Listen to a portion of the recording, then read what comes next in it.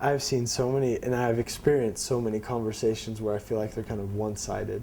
Like I'm giving a presentation, and I tell some of the missionaries that I teach right now, you can spend 30 minutes if you want to getting to know the person, spend 5 minutes teaching them, because if you teach them for 35 minutes and they don't want you to come back because you've given them this rote presentation that you don't even know who they are, you don't know how it's going to apply to their lives, they're not going to want you to come back. And so I think it's more worth it to ask questions like, so where are you from? What role has religion played in your life, in your parents' lives? What are some things that, I don't know, it could be things as simple as hobbies. Just asking, trying to get to know them. That's a kind of quality in people that I admire, because I have friends that seem to know more about me than I do at times, because they remember things that I tell them. They remember, like, they ask all these questions, and in such a loving way, and they'll call me up and be like, how's it going with this? And I'll remember that I told them about it. I'm like, how did you remember that? So it's not only that first exchange, but it's remembering what they said, and I don't have the best memory.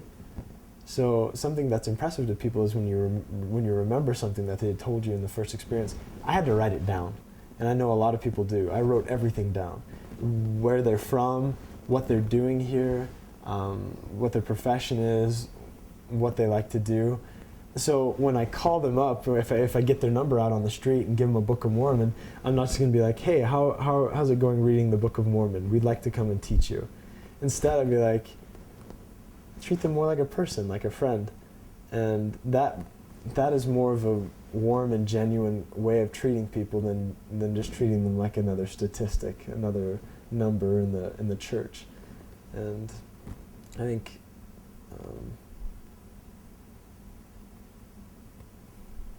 that even in that first exchange, you should try to get to know something about them that's important, that you can even address at that moment.